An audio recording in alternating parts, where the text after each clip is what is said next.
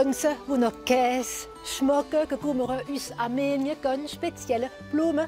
Salut, zusammen heute empfangen wir euch in einem ganz speziellen Garten. Wir sind bei einem Gärtner, wo Leute Rohre, alte Sorten Gemüse und Obstpflanzen und für das nehmen wir euch auf die Terrasse mit. Knallt in Pflanzen und eine Blumenbeuteblume im Sack hat der Lüge Heizig in der Rohre und alte Pflanzen spezialisiert. In seinem Lädel schlägt er mehr als 500 Sorten Samen vor. Je suis vraiment spécialisé dans tout ce qui est variété un petit peu insolite, un peu originale. À la fois, il y a ce côté-là et il y a le côté légumes anciens également que j'ai. Par exemple, j'ai du cerfeuil tubéreux, ce genre de choses-là. Il y a aussi, pour des variétés locales, donc le chou Quintal d'Alsace, qui est vraiment la variété traditionnelle pour réaliser la choucroute, en fait. Qu'est-ce que je peux vous ouvrir? Une graine du moment à semer, par exemple, comme la carotte ronde de Paris. Donc elle est très mignonne en cuisine et puis excellente aussi au goût. Dans les rayonnages des jardineries classiques, on retrouve beaucoup de variétés hybrides. Et chez moi, vous trouverez justement que des variétés libres, c'est-à-dire qu'on peut ressemer d'année en année. Ein natureller Samen, der meistens von kleinen französischen Produzenten kommt und wo wie andere neue Setzlinge in dem biologischen Garten von der Familie Eitz ausprobiert wird. Das Ziel ist natürlich sicher zu sein, dass die Pflanzen sich auch bei uns anpassen.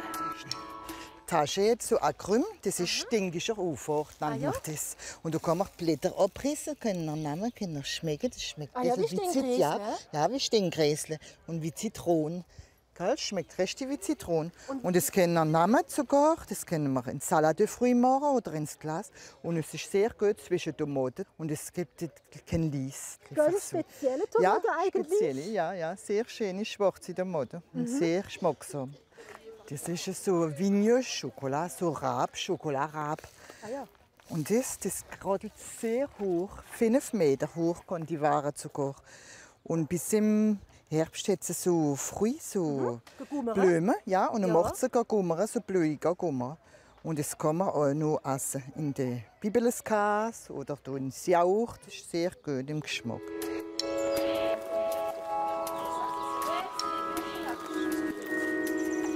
Es ist das erste Mal, dass wir hierher kommen.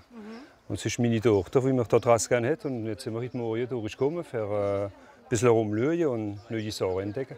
Und was denken Sie davon? Diese neue Sachen? Ja, wenn man das Plateau sieht, das sind effektiv nur neue Sachen, die wir nicht kennen.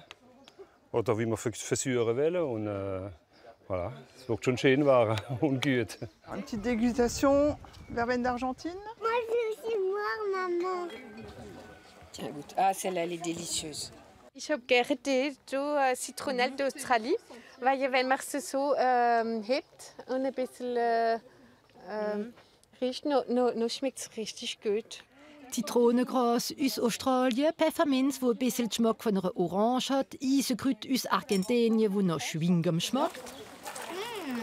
Wenn die Pflanzen sich essen, trinken sie sich auch im Tee.